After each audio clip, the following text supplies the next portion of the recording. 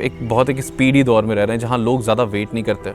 In fact अगर हम लोगों को, जाहिर सी बात है, हमारे पास फ़ोन्स इतने सारे होते हैं, हमारे फ़ोन्स में कैमरा होते हैं, तो लोगों की अब आदत भी तस्वीरों के साथ ऐसे हो गई कि क्लिक करो और उनके फ़ोन में होनी चाहिए। हम लोग जब एक प्रोफेशनली एज काम कर रहे होते हैं तो बहुत सारे लोगों की शिकायत होती है, जैसे तस्वीर खींची, ये हमें कब मिलेंगी। I mean the moment I clicked it, और वो लास्ट मोमेंट, मतलब द वेरी सेकंड मोमेंट ये पूछते हैं कि भाई हमें कब मिलेगी।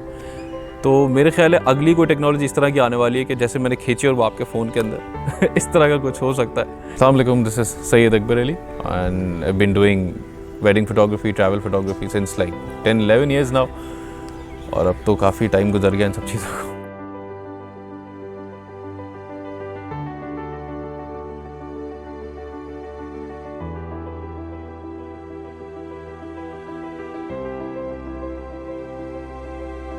Talking about journey, I was back in 2010. उतना DSLRs वाला एक हाइप क्रिएट नहीं हुआ था उस टाइम पे। I know, I remember my friends, मेरी यूनिवर्सिटी का ईयर चल रहा था, मेरा फर्स्ट ईयर था, सेकंड सेमेस्टर था। तो when I bought this camera तो सब बहुत मजाक उड़ाते थे कि बड़ा ओल्ड एज कैमरा ले लिया तुमने, या ये किसी दादा परदादा का बच्चे घर से उठा के पुरानी चीज़ें लेकर आ जाते हैं, तो उस तरह का कोई चीज़ है।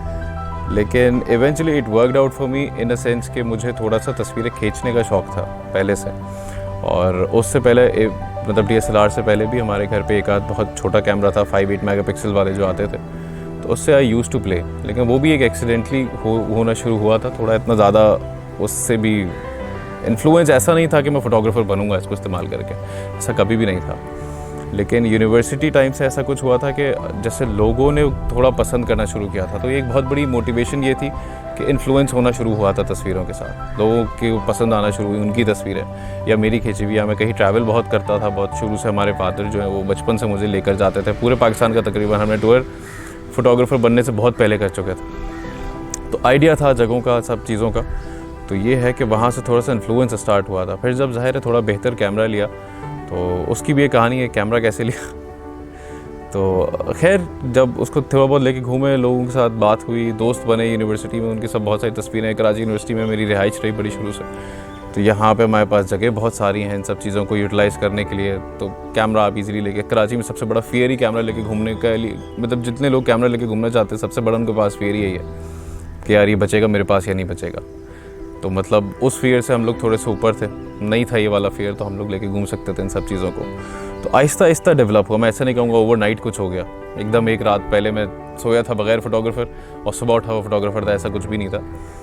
आहिस्ता आहिस्ता चीज़ें डेवलप होती गई और फिर थोड़े थोड़े प्रोजेक्ट्स मिलते गए। कुछ जगहों पे मैंने शुरू में जॉब्स की, कुछ रिनाउंड स्टूडियोज़ थे उस टाइम पे, तो वो साथ साथ चलता गया।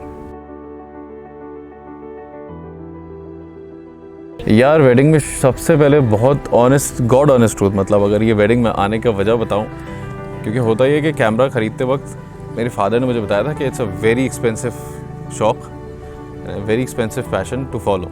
तो अगर करना है तो उसके साथ ऐसा कुछ करो कि इसको बना के रखो, क्योंकि जाहिर सी बात है कि फैमिली कब तक इस चीज़ को सपोर्ट करेगी। End of course I was growing up, एक 20-21-22 साल के बच्चे के दिमाग में ये बात डाल देनी चाहिए मैं कहता हूँ, ताकि उसको थोड़ा सा एक इन्फ्लुएंस आना शुरू हो लाइफ के हिसाब से। तो मैंने सर्च, क्योंकि जाहिर सी बात है जब थोड़ा 1 आध साल, 6 महीने 8 महीने कुछ कैमरा इस्तेमाल किया, तो पता चला इसका लेंस एक आता है, कोई फ्लैश आती है, कोई लाइट्स आती हैं, कोई चीज़ें वीज़ें आती हैं, तो वो अच्छी खासी एक्सपेंसिव भी होती है। तो मैंने ऐसा सर्च करना शुरू किया सबसे पहले कि पैसे कहाँ बनते हैं फ़ोटोग्राफ़ी में, ताकि मैं वैसे भी बनाऊँ और जितने मतलब कमाता हूँ उसी को हम ट्रांसफ़र करते रहें कि इसी इन्वेस्टमेंट के अंदर, कि जी कुछ कमाएँगे, कुछ लेंस ले लेंगे, कुछ कमाएँगे, कुछ का ये कर लेंगे।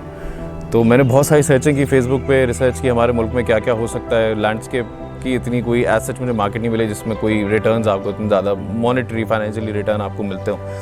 फैशन में बहुत जल्दी रिटर्न्स नहीं मिलते थे, ये सब थोड़ा रिसर्च किया, देखा तो वेडिंग में सबसे जल्दी रिटर्न मिल रहा था। आप जाएँ, शादी कवर करें, 1 आध महीने में उनकी चीज़ें वीज़े बाइंड करके दें, मूवी बनाएँ, आपको हैंड ओवर हो जाएंगे आपके पैसे। तो मुझे लगा ये सबसे अच्छा आइडिया है, मेरे पैसे मैं जल्दी कमा लूँगा, ताकि वो शौक़ बस अल्टीमेट ये था कि मैं कैमरा को अपग्रेड कर पाऊँगा, लेंसेज अच्छे ले पाऊँगा, एक अच्छा नया कैमरा ले पाऊँगा मे बी। तो उस टाइम पे सबसे बड़ा इन्फ्लुएंस ये था। लेकिन जब वेडिंग्स में घुसा तो मुझे ऐसा लगा I really found myself there. मुझे जो बहुत ज़्यादा इन्फ्लुएंस शुरू से रहा है वो बिल्कुल नेचर की चीज़ों में रहा है, लोगों के एक्सप्रेशन से रहा है। जो लोग जैसे बात करते हैं, जैसे मिलते हैं एक दूसरे से, या आप किसी बड़े से मिल रहे होते हैं, किसी छोटे से मिलते हैं, हर चीज़ पे आपका एक अलग एक्सप्रेशन होता है। आप अपने दादा दादी के सामने जाएंगे तो आपका एक्सप्रेशन दूसरा होगा, आप अपने किसी भांजे भांजी के सामने जाएंगे आपका एक्सप्रेशन दूसरा होगा।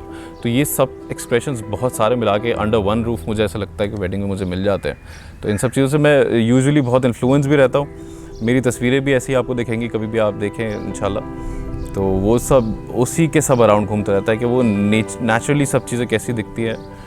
आई really like to portray in my photographs. Exactly that's how I said कि थोड़ा सा मैं नेचुरल चीज़ों के बहुत करीब रहता हूँ। फ़ोटो जर्नलिज्म मैं अपना एक स्टाइल मानता हूँ, और फोटो जर्नलिज्म ज़ाहिर है वो बहुत एक डिफरेंट होता है डॉक्यूमेंटिंग फ़ोटोग्राफ्स या फिर ऐसी फ़ोटोग्राफ्स जो आपसे बात करें, आपको स्टोरी बताएं, आपकी कहानी के बारे में बात करें कि इस पिक्चर में हो क्या रहा था एग्जैक्टली।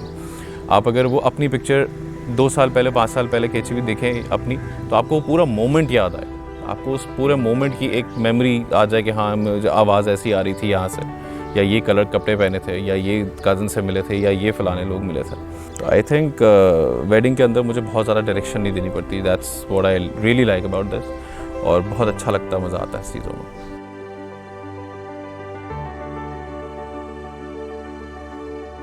हर जगह पे कुछ ना कुछ बहुत मेमोरेबल होता है, और मेमोरेबल इन द सेंस कि मैं बहुत ज़्यादा इन चीज़ों को इस तरह से एक ग्रेड नहीं करता कि मैं बहुत कोई रिच वेडिंग है, कोई बहुत बड़ी वेडिंग थी या कोई बहुत हॉट शॉट वेडिंग थी।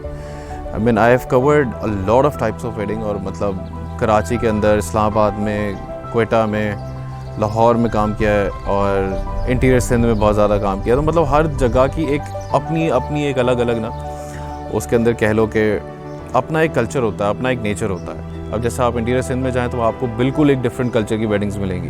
क्वेटा के अंदर जाएं, पेशावर की तरफ जाएं तो बिल्कुल एक डिफरेंट नेचर ट्रेडिशन की वेडिंग मिलेगी। कराची के अंदर आपको कोई 1000 अलग अलग किस्म की ट्रेडिशनल वेडिंग मिलती हैं, अलग अलग सेक्ट्स के हिसाब से, अलग अलग बिलीव्स के हिसाब से, अलग अलग ट्रेडिशंस के हिसाब से, जिसमें हिंदू वेडिंग्स होती हैं, जिसमें क्रिश्चियन वेडिंग्स होती हैं, जिसमें बोहरी वेडिंग्स अगर आपने कभी देखी हो, तो वो बहुत डिफरेंट कल्चर्स हैं। मतलब आपको एक शहर में रह के और एक जगह काम करके आपको इतने हज़ारों लोगों से और इतने हज़ारों डिफरेंट बिलीव्स के लोगों से मिलना पड़ता है। तो वो मुझे बड़ा अच्छा लगता है। मतलब उन सब की कुछ ना कुछ वैल्यूज़ हैं, उन सब की कुछ ना कुछ नेचर है, और उस चीज़ में ड्वेल करके, उस चीज़ में थोड़ा सा एक जेल इन करके अपने आप को थोड़ा सा अच्छा लगता है, मज़ा आता है कुछ उनकी नेचर को फाइंड आउट करना, और अपने आप को एग्जैक्टली वहाँ ढूंढना कि मैं कहाँ लाइक करता हूँ या मुझे क्यों बुलाया गया है। मुझे हमेशा इसीलिए, मुझे ऐसा लगता है कि इसीलिए बुलाया जाता है कि वो जो एक नेचुरल पार्ट है ना उनके इवेंट्स के, वो थोड़ा सा ट्रूली रिफ्लेक्ट करें उनकी तस्वीरों के अंदर, वो उनको याद रहे हमेशा के लिए।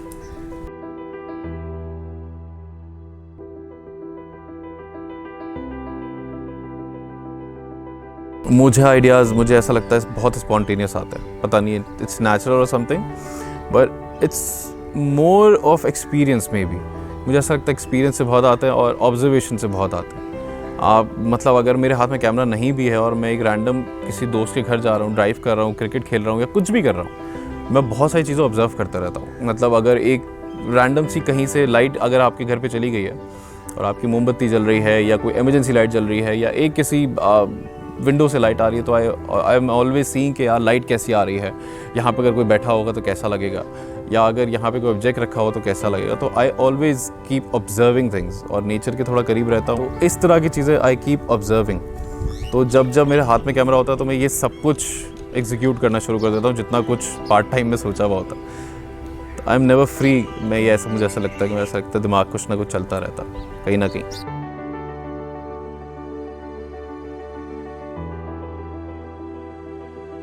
हमेशा लोगों के नामों से नहीं, उनके कामों से मैं बहुत इंस्पायर्ड रहा हूँ, और बहुत अलग अलग किस्म के शॉट्स मुझे, जैसे बहुत सारे अलग अलग किस्म के शॉट्स होते हैं, जैसे बहुत वाइड एंगल शॉट्स होते हैं या बहुत एक इन नेचुरल, जैसा आप यूजुअली, जैसा आपका पॉइंट ऑफ व्यू नहीं होता तस्वीरों की तरफ, मुझे वो बहुत मतलब एक तो इंस्पायर करते हैं। फिर मुझे साथ साथ ऐसा लगता है कि where exactly I find myself. अगर मैं सिर्फ कॉपी करने लग जाऊँ अपनी इंस्पिरेशंस को, तो कहीं ना कहीं लोग मुझे उस पर टैग कर देंगे कि यार ये फ़लाने शख्स को कॉपी करता है या ये फ़लाने शख्स को कॉपी करता है। तो मैं उसके साथ साथ थोड़ा सा अपना स्टाइल भी इवॉल्व करता रहता हूँ, और अलग अलग नई नई चीज़ें इस्तेमाल करता रहता हूँ। कभी मैं बहुत ज़्यादा लाइट्स को इस्तेमाल करता हूँ, कभी मैं बिल्कुल लाइट्स के बगैर चले जाता हूँ, कभी मैं बिल्कुल वाइड लेंसेज के ऊपर चला जाता हूँ, या मैं कभी बिल्कुल पोर्ट्रेट लेंसेज के ऊपर चले जाता हूँ। तो मुझे ऐसा लगता है कि मैं अगर एक जगह पे सेटल होकर सीधा सीधा काम करूँ ना, तो वो थोड़ा सा मोनोटोनस हो जाता है, सादा सादा, और बहुत टाइम के बाद वो शायद एक्सेप्टेड भी ना रहे कि यार अब तो बस ये अकबर यही काम करता रहेगा सारी ज़िंदगी। तो वो एक मुझे उस चीज़ का फियर भी है एग्जैक्टली, अगर मैं कहूँ तो ऐसा लगता है इवॉल्व होते रहना चाहिए, इंस्पायर रहना चाहिए, ऑब्जर्व करते रहना चाहिए। और बहुत सारे नए पुराने फोटोग्राफर्स यार, मतलब बहुत सारे नए नए लोग भी हैं, बहुत सारे यंगस्टर्स भी हैं जो ज़बरदस्त काम कर रहे हैं और मैं हमेशा इंस्पायर होता हूँ। हाँ, मैं पढ़ाता भी हूँ साथ साथ बहरिया यूनिवर्सिटी में, तो बहुत सारे स्टूडेंट्स हैं कभी कभी इस तरह का काम ले आते हैं और वो इस तरह के उनके जो सबमिशंस वगैरह होती हैं बच्चों की बहुत इंस्पायरिंग होती है और बहुत ज़बरदस्त होती है। मैं तो इनफैक्ट उन लोगों से भी सीख रहा होता हूँ, बात करता हूँ उस बारे में कि यार ये पॉइंट ऑफ व्यू क्या था, ये आइडिया आया कैसे, जनरेट कैसे हुआ, या दिखा कैसे। तो बहुत मज़ा आता है इन सब चीज़ों में दिखने में।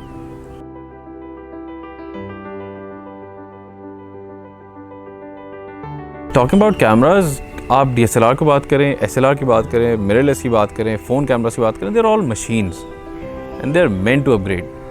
आप कोई भी मशीन आज जो 1960 में चल रही थी वो 2021 में आप नहीं इस्तेमाल कर रहे हैं। Beat your telephone, beat your washing machine, beat your anything, television आपके घर पे या किसी भी जगह पे, तो मशीन्स हैं, ये अपग्रेड होती रहेंगी। आप कितना अपग्रेडेड इनके साथ रहते हैं ये आपके ऊपर है। आप DSLR इस्तेमाल करना, आज दिन तक लोग SLR भी इस्तेमाल कर रहे हैं जो कि आउटडेट हो चुका है 90s से या 80s से, पुराने मॉडल्स हैं। तो where exactly you find yourself, आपको लगता है कि आपका स्टाइल DSLR को मैच करता है तो आप वहाँ पे भी कर सकते हैं काम। आपका लगता है आप मिररलेस के साथ कर सकते हैं, काम हो सकता है। अब बात रही कैमरास रहेंगे या नहीं रहेंगे, कैमरास तो रहेंगे किसी न किसी शेप में, किसी न किसी अपग्रेड के साथ। अब वो मिररलेस हो सकता है या वो हो सकता है DSLR के अंदर कोई नई मजीद कोई टेक्नोलॉजी आ जाए जैसे जैसे हम देख रहे हैं। बट आई थिंक ये मशीनरी है यार, ये अपग्रेड होती रहेगी। हम जब तक जिंदा हैं काम कर रहे हैं तो उसके साथ मेरे ख्याल अपग्रेड रहना बहुत ज़रूरी है। ज़माने को जानना बहुत ज़रूरी है क्योंकि जाहिर सी बात है हम सोशल मीडिया के दौर में रहते हैं, बहुत एक स्पीडी दौर में रह रहे हैं जहाँ लोग ज़्यादा वेट नहीं करते।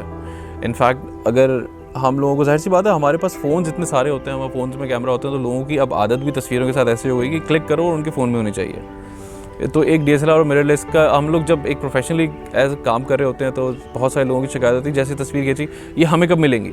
I mean the moment I clicked it, और वो लास्ट मोमेंट, मतलब द वेरी सेकंड मोमेंट ये पूछते हैं कि भाई हमें कब मिलेंगी। तो मेरे ख्याल है अगली कोई टेक्नोलॉजी इस तरह की आने वाली है कि जैसे मैंने खींची और वो आपके फ़ोन के अंदर इस तरह का कुछ हो सकता है। यार वेडिंग फोटोग्राफी के अंदर अगर कोई आना चाह रहा है तो मैं उसको बोलूँगा, या इनफैक्ट ज़िंदगी में कोई भी काम करना चाह रहा है मैं उसको बोलूँगा सब्र रखे, थोड़ा सा हौसला रखे, सांस वाँस ले, कोई मसला नहीं है, आगे पीछे देखे अपने और चीज़ों से सीखें, ऑब्ज़र्व करें और टेक योर टाइम। उसमें जल्दी की कोई बात नहीं है। मतलब हम पैदा होते ही एकदम मैट्रिक नहीं कर लेते, हमें 10 साल लगते हैं इतनी सी छोटी सी एजुकेशन लेने के लिए। मतलब आप 20वें 30वें साल में आपको आगे लगता है कि हमने 1 से लेकर मैट्रिक तक पढ़ाई क्या था। मतलब ABCD थी, बेसिक मैथ्स थी और थोड़ी सी एडवांस मैथ्स थी या साइंस थी। मतलब ये आप एक हफ्ते में कवर कर सकते हैं एक मैच्योर एज के ऊपर जाके, लेकिन उस टाइम पे उस एग्जैक्ट कैलिबर पे आपको 10 साल लगते हैं वो सब करने के लिए। तो इट टेक्स टाइम, नेचर है, टाइम लेती है थोड़ा सा बनने में, निकालने में और संवरने में उसको। तो आई थिंक मैं सबको ये बोलूँगा यार, टेक योर टाइम, कोई मसला नहीं है, कोई जल्दी नहीं है, सब मिल जाता है, थोड़ा सा कोशिश करें, लगे रहें।